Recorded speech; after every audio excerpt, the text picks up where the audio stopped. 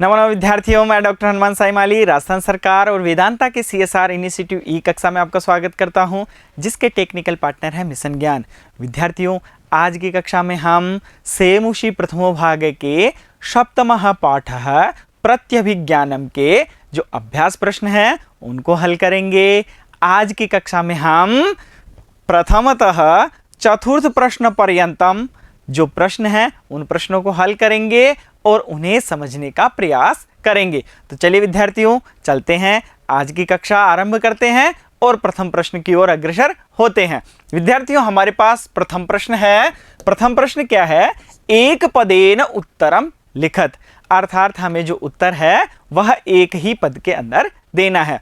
विद्यार्थियों, पाठ जिस प्रकार से गंभीरता पूर्वक दिया हुआ था और उसका हमने अध्ययन किया, तो जो प्रश्न है प्रश्न भी अपनी गंभीरता को लिए हुए हैं। हम प्रत्येक प्रश्न का अध्ययन करेंगे और उसका उत्तर देंगे। तो देखिए विद्यार्थियों, हमारे पास क प्रथम प्रश्न है, उसके अंदर क्या है?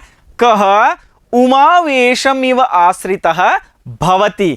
फिर से देखिए विद्यार्थियों, उमावेशम इव आश्रितः भवति, अर्थात कौन पार्वती के वेश को धारण किए हुए होता है, यह हमारा प्रश्न है। तो विद्यार्थियों, हमने पाठ के अंदर अध्ययन किया था कि इस प्रकार की प्रतीति किसके प्रति होती है विद्यार्थियों? वृहन्नला के प्रति, अर्थात जो पार्वती के वेश को धारण किए हुए प्रतीत होता है वह कौन था? वह था वृहन्नला अर्थात अर्जुन।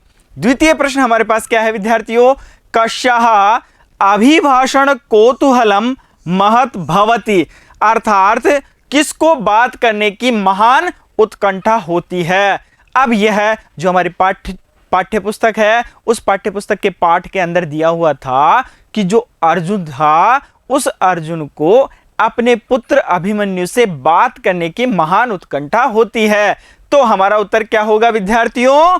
वृहन्नलायः, अर्थात जो अर्जुन था, अर्जुन ने वेश धारण किया हुआ था और वह वेश कौन सा था? वृहन्नला का। तो हमारा उत्तर क्या होगा?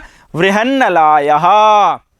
अब विद्यार्थियों, हम अगले प्रश्न की ओर अग्रसर होते हैं। हमारा अगला प्रश्न है विद्यार्थियों, अस्माकं कुले किम अनुचितम। यह जो वाक्य है, जो प्रश्न है हमारा, वह प्रश्न क्या पूछ रहा है कि अस्माकं कुले किम अनुचितम, हमारे कुल में क्या करना उचित नहीं माना जाता। यह अभिमन्यु का कथन है और उसका उत्तर क्या होता है विद्यार्थियों? आत्मस्त्वम, अर्थात अस्माकं कुले आत्मस्त्वम अनुचितम, हमारे कुल के अंदर आत्म प्रशंसा अनुचित है। इस प्रकार से इस प्रश्न का उत्तर होता है। अगला प्रश्न क्या है विद्यार्थियों? कह दर्प प्रशमनम कर्तुम इच्छति, कौन गर्व को शांत करना चाहता है। यह जो राजसभा थी, उस राजसभा के समय में इस प्रकार का वाक्य आया था और वहां पर यह वाक्य किसके द्वारा लिया गया था? तो विद्यार्थियों, वह कौन था? वह था राजा, अर्थात राजा गर्व को शांत करना चाहता है। इस प्रकार से जो हमारा प्रश्न था उसका उत्तर हमें प्राप्त होता है। अब हम अगले प्रश्न की ओर चलते हैं विद्यार्थियों। कह अशस्त्रः आसीत, अर्थात कौन शस्त्र से रहित था?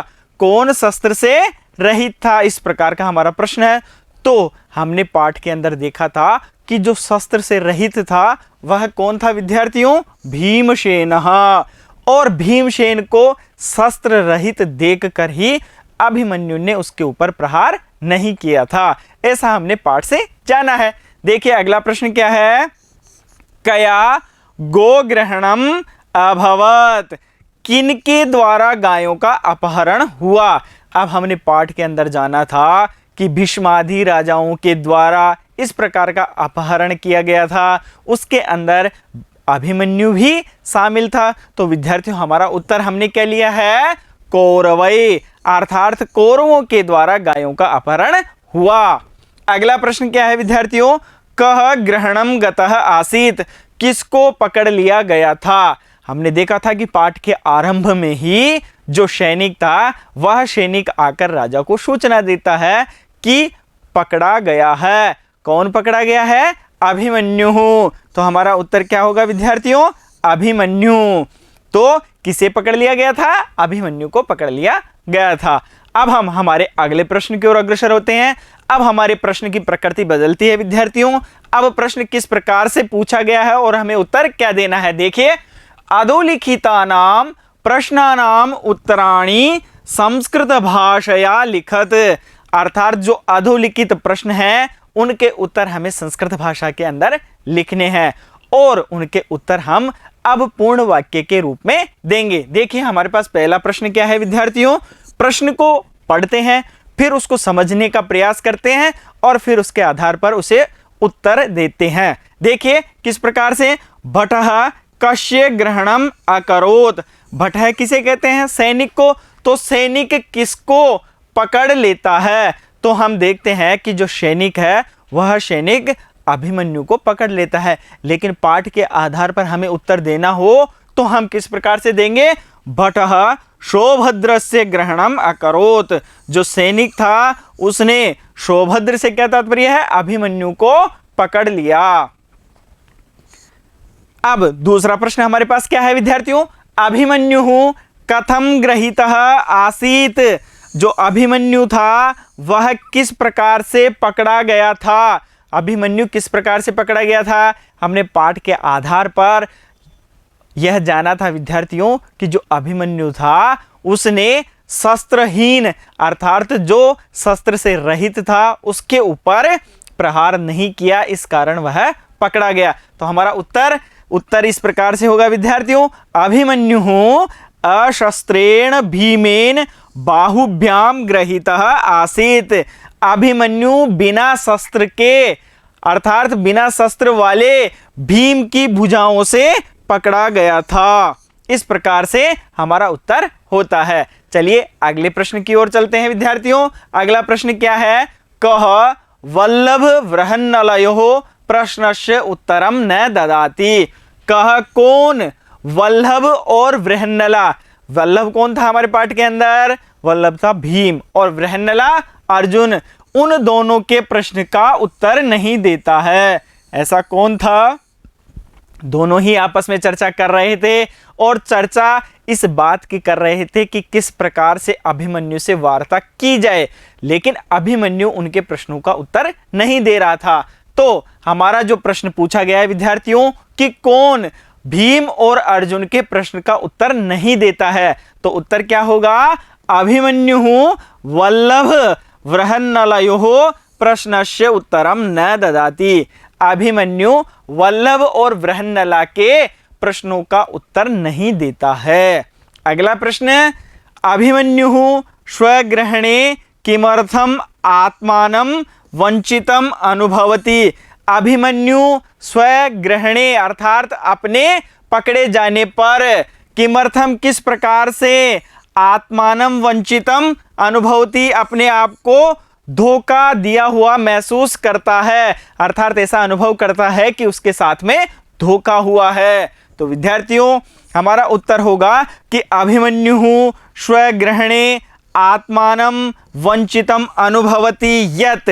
अभिमन्यु अपने पकड़े जाने पर स्वयं के साथ धोखा हुआ ऐसा अनुभव करता है, क्योंकि स भीमसेनम शस्त्र रहितम अवलोक्य।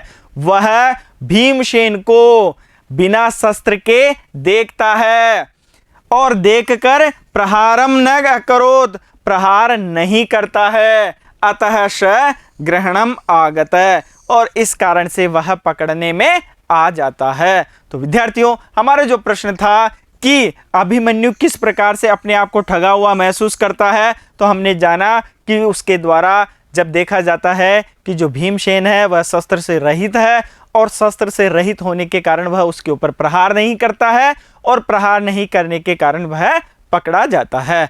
चलिए अगले प्रश्न की ओर बढ़ते हैं विद्यार्थियों। हमारा अगला प्रश्न क्या है?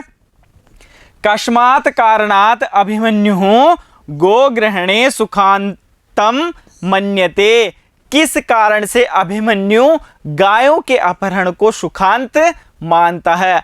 अर्थात जो अभिमन्यु है वह अभिमन्यु जो गायों का अपहरण किया गया था उस अपहरण के जो अंत है उस अंत को सुखपूर्वक मानता है, सुखांत मानता है। क्यों? क्योंकि विद्यार्थियों अभिमन्यु गोग्रहणम सुखांतम मन्यते यतः, अभिमन्यु गायों के अपहरण को सुखांत मानता है, सुखपूर्वक उसका अंत मानता है, क्योंकि अनेनेव तस्य पितरः दर्शिता, इस कारण ही उसके पिताजी अर्थात जो पितृव्य थे उनका दर्शन प्राप्त हुआ। इस प्रकरण के कारण ही उसे अपने पिता, चाचा आदि का दर्शन प्राप्त हुआ। इस कारण से वह इस प्रकरण को क्या मानता है विद्यार्थियों? सुखांतम मन्यते, सुखपूर्वक मानता है। अब अगले जो हमारा प्रश्न है विद्यार्थियों वह क्या है? अगला प्रश्न, अधोलिखित वाक्येषु प्रकटित भावम चिनुत, अर्थात जो हमारे पास एक वाक्य दिया हुआ है उस वाक्य के अंदर उस वाक्य का क्या भाव है वह हमें ढूंढना है, जानना है और उसका उत्तर देना है। देखिए, अधोलिखित वाक्येषु, नीचे लिखे गए वाक्यों में प्रकटित भावम, प्रकटित भाव, उस वाक्य का क्या भाव प्रकट किया गया है वह हमें चुनना है। अर्थात वह भाव उस वाक्य के साथ लिखे हुए होंगे, उन लिखे हुए भावों में से हमें चुनना है कि उसका भाव वास्तविक रूप से क्या है। देखिए, पहला हमारे पास क है कि भो को नु खलवेशः येन भुजेक नियंत्रितो बलाधिकेनापि न पीड़ितः अस्मि। इस प्रकार से हमारे पास में एक वाक्य है। इस वाक्य को हम विच्छेद करते हुए पुनः एक बार इसका अध्ययन करते हैं। भो को नु खलु एषः येन भुज एक नियंत्रितो बलाधिकेन अपि न पीड़ितः अस्मि। और यहाँ पर यह जो भाव दिए हुए हैं वह भाव क्या क्या है? विस्मयः, भयम और जिज्ञासा। इस प्रकार से तीन भाव दिए हुए हैं। अब विद्यार्थियों जो हमारा वाक्य है उसका अर्थ हम एक बार देखते हैं और फिर उसके बाद में जो उसका भाव है उस भाव को हम चुनते हैं और उसका अध्ययन करते हैं। देखिए किस प्रकार से, भो को नु खलु एषः, अरे यह शक्तिशाली व्यक्ति कौन है? येन भुज एक नियंत्रितो बलाधिकेनापि न पीड़ितः अस्मि, जिसके द्वारा एक भुजा से पकड़ा गया, अत्यधिक बल के होते हुए भी मैं पीड़ा अर्थात कष्ट नहीं पा रहा हूं। जो हमारा वाक्य था उस वाक्य का हमने भावार्थ जाना। अब हम यह देखते हैं कि इस वाक्य के अंदर वास्तव के अंदर भाव कौन सा है। क्या उसके अंदर विस्मय है? विस्मय से क्या तात्पर्य है? हैरानी। क्या उसमें भय है? और अंततोगत्वा क्या उसमें जिज्ञासा है? इस प्रकार से तीनों भाव हमारे समक्ष उपस्थित हैं। तो विद्यार्थियों हम देखते हैं कि इस प्रकार का जो हमारा वाक्य है उस वाक्य के अंदर क्या है? विस्मय है। विस्मय से क्या तात्पर्य है? हैरानी। अर्थात उसके द्वारा जो कहा गया है, जो कथन है अभिमन्यु का, उस कथन के अनुसार यहाँ पर क्या हमारा भाव होगा विद्यार्थियों? हैरानी। क्योंकि उसके द्वारा एक भुजा से, भुज एक नियंत्रितो बलाधिकेनापि न पीड़ितः अस्मि, अर्थात वह भुजाओं के द्वारा पकड़ा गया है लेकिन फिर भी पीड़ा का अनुभव नहीं कर रहा है। यह जानकर उसे क्या होता है विद्यार्थियों? विस्मयः। अब हम जो हमारा वाक्य है उस वाक्य की ओर अग्रसर होते हैं। अगला वाक्य हमारे पास क्या है विद्यार्थियों? कथम कथम अभिमन्युर्नाम अहम। क्या वाक्य है विद्यार्थियों? कथम कथम अभिमन्युर्नाम अहम। यहाँ पर क्या क्या भाव है? आत्म प्रशंसा है, स्वाभिमान है और दैन्यम है। तो विद्यार्थियों हमारे पास सर्वप्रथम हम इस वाक्य का भावार्थ जानते हैं, फिर उसके बाद में जो इसके अंदर भाव है उसको देखते हैं। देखिए, कैसे कैसे मैं अभिमन्यु हूं, ये सब मुझे इस नाम से संबोधित कर रहे हैं। अर्थात वह जो अभिमन्यु है वह अभिमन्यु कह रहा है कि कैसे कैसे मैं अभिमन्यु हूं, ये सब मुझे इस नाम से संबोधित कर रहे हैं। अर्थात उसे यह विचार कर रहा है अभिमन्यु अपने मस्तिष्क में इस प्रकार से विचार ला रहा है कि क्या ये लोग मुझे जानते हैं, इस कारण मुझे अपने नाम से पुकार रहे हैं। तो यहाँ पर या तो स्वयं की प्रशंसा होगी, आत्म प्रशंसा, या यहाँ पर स्वाभिमान होगा, या यहाँ पर दीनता होगी। तो विद्यार्थियों हम देखते हैं कि जो वाक्य दिया हुआ है उस वाक्य में जो अभिमन्यु है वह क्रोधपूर्वक इस प्रकार की वार्ता कर रहा है, कथम कथम अभिमन्युर नाम हम, किस कैसे कैसे मैं अभिमन्यु हूँ, ये सभी मुझे इस नाम से संबोधित कर रहे हैं। अर्थात जो उसके नाम के द्वारा संबोधन किया जा रहा है उस संबोधन से अभिमन्यु विचलित है। तो यहाँ पर हमारा भाव क्या होगा विद्यार्थियों, स्वाभिमान। अर्थात उस वाक्य से जो अभिमन्यु है उसके स्वाभिमान को ठेस पहुंच रही है। चलिए विद्यार्थियों अगले वाक्य की ओर अग्रसर होते हैं। अगला वाक्य है हमारे पास में, कथम माम पितृवद आक्रम्य स्त्रीगताम कथाम पृच्छसे।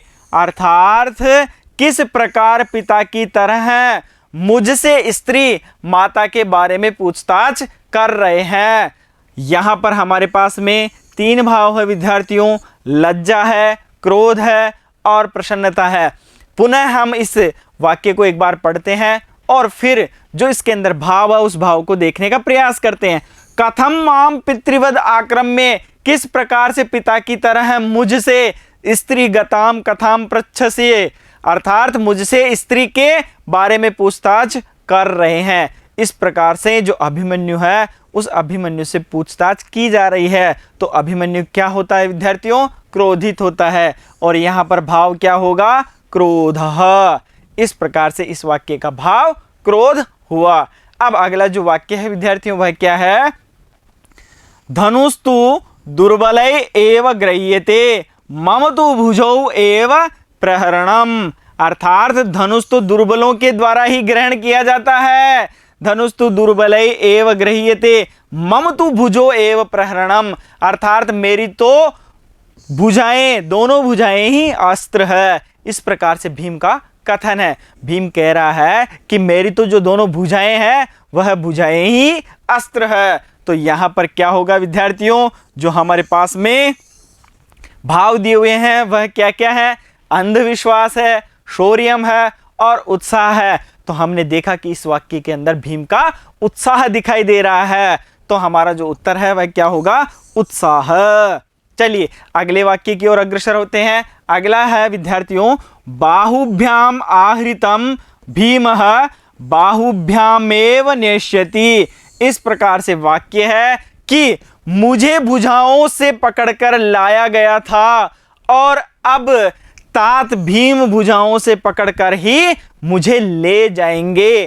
क्या है, बाहुभ्याम आहृतम भीमः बाहुभ्यामेव नेष्यति। अब इसके अंदर कौन सा भाव है विद्यार्थियों, भाव हमारे पास तीन है, आत्मविश्वास, निराशा, वाक् संयम। आत्मविश्वास, निराशा, वाक् संयम। तो हमारा उत्तर क्या होगा विद्यार्थियों, यहाँ पर आत्मविश्वास है। अर्थात हमारा उत्तर हुआ आत्मविश्वास है। यहाँ पर अभिमन्यु को आत्मविश्वास है कि मुझे भुजाओं के द्वारा पकड़कर लाया गया है और मेरे तात भीम मुझे भुजाओं से पकड़कर यहाँ से अपने घर ले जाएंगे। तो चलिए विद्यार्थियों अगला वाक्य हमारे पास क्या है, अगला है, दिष्टया गोग्रहणम स्वंतम पितरौ येन दर्शिता। यहाँ पर क्या अर्थ हुआ, भाग्य से गो अपहरण सुखांत ही रहा जिसने मुझे पितृजनों से मिला दिया। इस प्रकार से जो हमारा वाक्य है उसका भावार्थ है। देखिए विद्यार्थियों क्या कहता है कि भाग्य से गो अपहरण सुखांत ही रहा। अर्थात जो गायों का अपहरण था वह अपहरण सुखांत रहा। क्यों, क्योंकि इससे मुझे अपनी पितृजनों से मिलने का सौभाग्य प्राप्त हुआ। तो यहाँ पर क्या क्या भाव हैं, क्षमा है, हर्ष है और धैर्यम है। तो हमारा जो भाव है विद्यार्थियों इस वाक्य के अंदर क्या भाव होगा, यहाँ पर हर्ष का भाव होगा। तो हमारा उत्तर क्या होगा, हर्षः।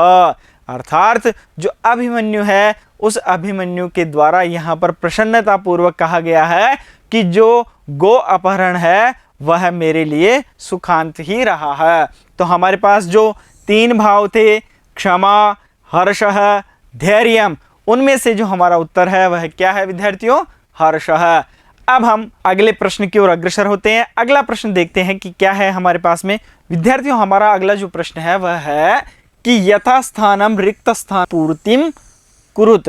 अर्थात हमारा जो अगला प्रश्न है, उस प्रश्न के अंदर कुछ रिक्त स्थान दिए हुए हैं, उन रिक्त स्थानों को हमें यथास्थान पूर्ति करनी है। तो विद्यार्थियों, हम देखते हैं कि जो हमारा प्रश्न है वह प्रश्न एक संधि का है।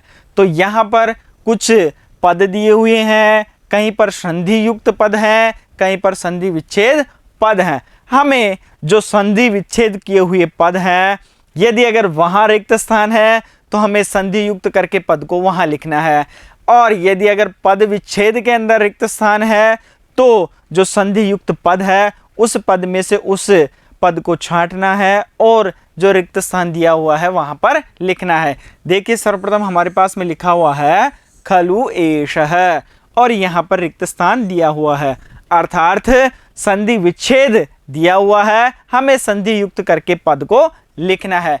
तो हमारा पद क्या होगा विद्यार्थियों, यहाँ पर उसको हम जानेंगे। सर्वप्रथम हम इस प्रश्न को एक बार अध्ययन करते हैं और फिर उसके बाद में इनका उत्तर निकालते हैं। देखिए विद्यार्थियों, बल यहाँ पर रिक्त स्थान है और अंत में क्या दिया हुआ है, अपि, और संधि युक्त पद क्या दिया हुआ है, बलाधिकेनापि। उसी प्रकार से एक लंबा चौड़ा पद है विद्यार्थियों, विभाति धन उमावेशम धन इव धन आश्रित है, और यहाँ पर दिया हुआ है विभात्युमावेशम, अर्थात जो पद शेष रह गया है उसे संधि युक्त करके हमें आगे लिखना है। रिक्त स्थान है, उसके बाद धन एनम, तो आगे संधि युक्त पद दिया हुआ है वाचालयत्वेनम।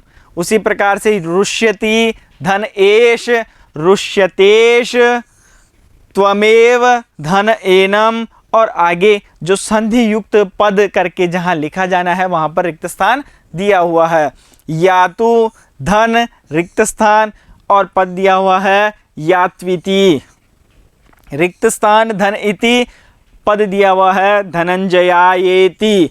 इस प्रकार से जहां जहां पर भी रिक्त स्थान दिया हुआ है हमें उन रिक्त स्थानों की पूर्ति करनी है। तो चलिए विद्यार्थियों, आरंभ से शुरू करते हैं, प्रथम से, और फिर जो रिक्त स्थान है उनकी पूर्ति हम करते हैं। देखिए हमारे पास में जो क था, क क्या था विद्यार्थियों, खलु धन एष है, और वहां पर रिक्त स्थान दिया हुआ था, हमने संधि युक्त करके पद को लिख दिया है खलवेश है। लेकिन यह किस प्रकार से हुआ है उसे हम समझेंगे। देखिए विद्यार्थियों, यहाँ पर जो पद था खलु, खलु में से अंतिम वर्ण हमने निकाल लिया है, वह था उ, और उसके बाद में क्या था विद्यार्थियों, ए और श। इस प्रकार से हमने इस जो पद हैं उन पदों के वर्णों को अलग अलग कर लिया है, और जहां पर हमें संधि करनी है उन वर्णों को हमने यथास्थान लिख दिया है। अब देखिए विद्यार्थियों, यहाँ पर उ है, उ के स्थान पर होता है व, जहां पर हमने देखा था कि यण संधि का प्रसंग होता है, और ई उ री और ली के स्थान पर य व र ल आदेश हो जाता है, यदि अगर उससे आगे कोई भी ऐसा वर्ण स्वर हो तो ऐसी परिस्थिति हमें यहाँ पर दिख रही है, इस कारण से हमने उ के स्थान पर वह कर दिया है। ठीक है विद्यार्थियों, बाकी जो समस्त पद है उसको हम इसी प्रकार से यहाँ पर लिख देते हैं। इस प्रकार से मैंने इसको लिख दिया है। अब विद्यार्थियों, जितने भी वर्ण हमारे पास में हैं उन वर्णों को हम एक साथ लिखने का प्रयास करेंगे, उनको जोड़कर लिखने का प्रयास हम करते हैं। देखिए सर्वप्रथम हमारे पास में क्या है विद्यार्थियों, ख ल और व। ठीक है, ल आधा है, व भी आधा है, और हमने इसको यहाँ पर लिख दिया है। उसके बाद में ए है, तो विद्यार्थियों हम यहाँ पर ए लगा देते हैं, और उसके बाद में जो बचा हुआ श है उसे हम लिख देते हैं, और हमारे पास में पद क्या आता है, खलवेशः, अर्थात जो जहां पर रिक्त स्थान दिया हुआ था उस रिक्त स्थान की पूर्ति हमने कर दी है, और हमारा उत्तर यही होगा। अगला हम देखते हैं विद्यार्थियों, अगला पद हमारे पास में क्या है, बल अपि दिया हुआ है और बीच में रिक्त स्थान है, और आगे दिया हुआ है बलाधिकेनापि। अब हमारे पास में विद्यार्थियों 3 पद हैं, तीनों पदों को संधि युक्त करके वहां पर लिखा हुआ है, लेकिन जो मध्यम पद है वह मध्यम पद दिया हुआ नहीं है, तो हमें मध्यम पद देखना है। तो विद्यार्थियों जब हम इसको अलग करते हैं तो देखिए बल, उसके बाद में अपि, तो बीच में क्या पद बचता है विद्यार्थियों, यहां से आ तो अधि, अधिकेन। इस प्रकार से जो बीच वाला पद है तो वह क्या पद होगा, अधिकेन। अब यहां पर कौन कौन सी संधि होती है वह हम एक बार देखते हैं, और जो अंत में संधि युक्त पद लिखा हुआ है उसके आधार पर इसका मिलान करते हैं।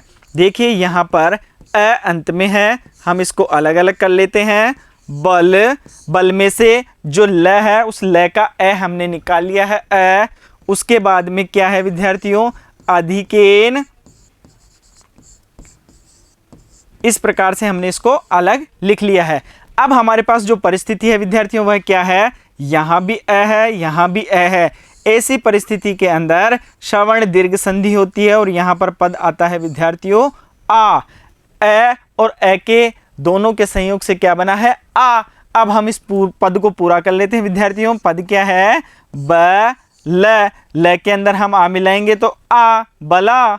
आगे पद बनेगा धी, के और न। इस प्रकार से हम इसको यहां पर अलग लिख लेते हैं विद्यार्थियों, ब ला धी के और न। यह पद हमारे पास में आ जाता है। लेकिन विद्यार्थियों हमारे पास में अभी एक और पद है, वह है अपि। तो हम इस अपि को भी यहां पर लेते हैं। अब हम देखते हैं कि अंत में यहां पर भी अ है और यहां पर भी अ है, तो दोनों अ मिलकर हमारे पास में क्या बनेंगे विद्यार्थियों, आ। जैसा कि अपन ने ऊपर पढ़ा था कि यहां पर भी अ था, यहां पर भी अ था, दोनों मिलकर क्या बने, आ। तो यहां भी अ और यहां भी अ, तो दोनों मिलकर क्या बनेंगे विद्यार्थियों, आ। तो आगे पद क्या बनेगा, ना पी। तो हमारा पूरा पद हो गया विद्यार्थियों, बलाधिके नापी। इस प्रकार से जो हमारा द्वितीय पद था उसको हमने पूरा किया, और जो रिक्त स्थान था उसके स्थान पर क्या लिखा, अधिकेन। अब हम जो आगे है उसको देखने का प्रयास करते हैं कि आगे कौन से पद हैं।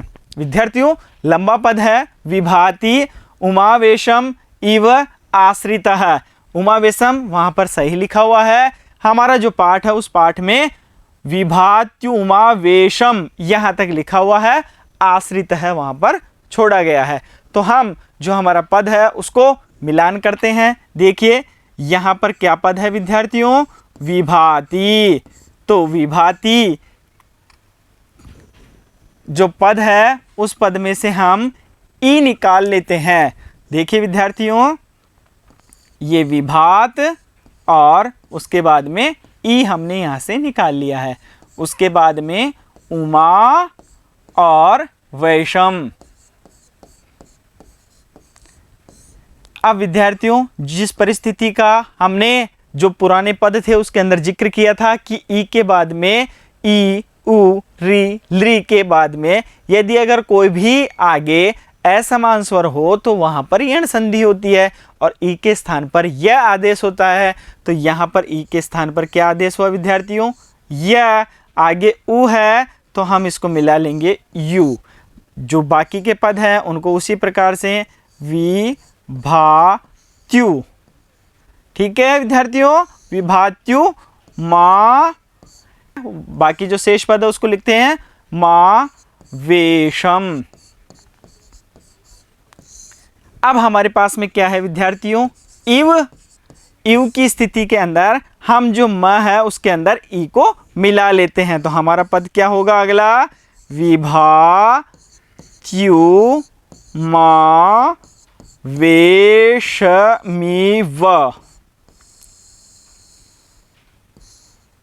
अब उसके बाद में जो हमारा पद है अगला पद क्या है, आश्रितः। अब हम उसे भी ले लेते हैं, आश्रितः।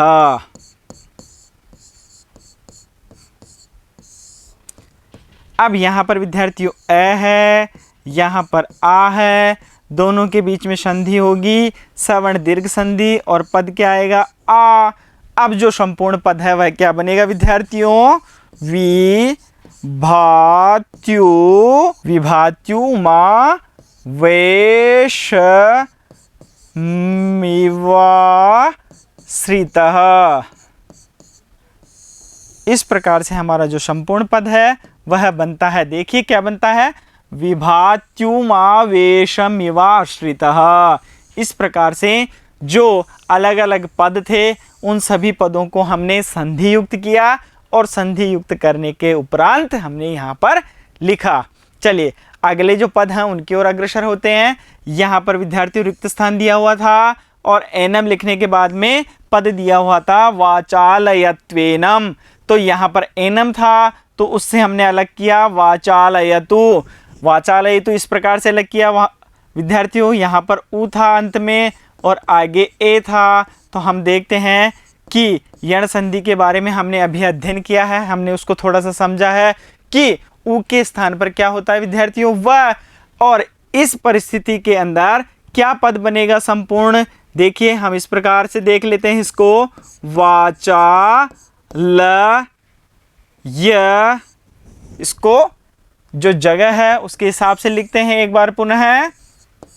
वाचा ल य और ये त आधा, यहाँ से उ ए न और म। अब विद्यार्थियों उ के स्थान पर क्या होगा, व। हमने यही तो देखा ना, यहाँ पर क्या होगा व। तो अब हमारा पद क्या होगा, यहाँ से ए इसके अंदर मिला देंगे तो बनेगा वे, और नीचे का जो हलंत है वह अब हट जाएगा, क्या बनेगा वे। अब इसको हम एक साथ मिला लेते हैं। वा चा ल ये ते आधा है, वे न और म। क्या पद बना, वाचालयत्वेनम। इस प्रकार से हमारा जो पूरा पद है वह बनता है। अगले की ओर देखते हैं विद्यार्थियों। रुष्यति एस है, यहाँ पर भी ई है, आगे ए है, तो ई के स्थान पर क्या होगा य, और पद क्या बनेगा रुष्यत्वेशः, क्योंकि ये त इसके अंदर आधा मिल जाएगा और जो आगे वाला ए है वह इसके अंदर मिल जाएगा और नीचे वाला जो हलंत है वह हट जाएगा। तो हमारा पद क्या होगा रुष्यत्वेशः।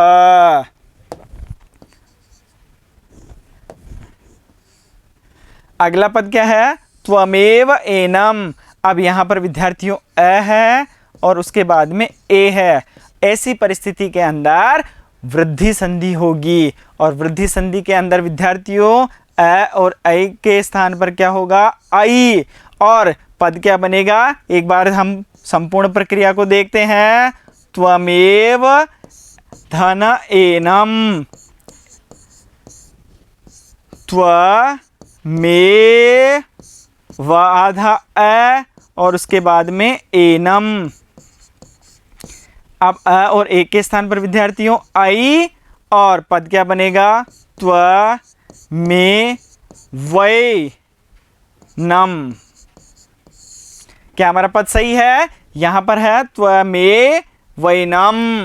इस प्रकार से जो हमने संधि के जो पद हैं उनको देखा है। अब जो बचे हुए शेष पद हैं उनको भी हम देखते हैं एक बार विद्यार्थियों। यहां पर क्या है, यातु इति, या त हलंत और उ, क्या है विद्यार्थियों उ, और आगे क्या है इति। तो हम देखते हैं कि उ के स्थान पर हमें क्या करना है, व। यण संधि का प्रसंग है, व करेंगे। ई इसके अंदर मिलेगा तो क्या बनेगा वी, और बाकी पद उसी तरह से यात्वी ती। इस प्रकार से हमारा पद बनेगा। उसी प्रकार से धनंजयाय इति, यहाँ पर अ है, उसके बाद में ई है। ऐसी परिस्थिति के अंदर होता है गुण विद्यार्थियों, क्या आएगा ए। अब ए इसके अंदर मिलेगा तो क्या बनेगा धनंजया ये और ती। इस प्रकार से जो पद है वह पद पूर्ण होता है। विद्यार्थियों आज की जो कक्षा थी उस आज की कक्षा में हमने प्रथम प्रश्न से लेकर चतुर्थ प्रश्न तक अध्ययन किया। अब जो शेष बचे हुए प्रश्न हैं उन प्रश्नों का अध्ययन हम आगे की कक्षा में करेंगे। और विद्यार्थियों, आगे की कक्षा में हमारे जो पाठ्य पुस्तक के जो प्रश्न हैं, व्याकरणात्मक प्रश्न अंतिम भाग में दिए हुए हैं, उनको भी हल करेंगे। तो चलिए विद्यार्थियों, शेष बचे हुए प्रश्नों के अध्ययन के लिए मिलते हैं हम अगले वीडियो में। तब तक के लिए धन्यवाद।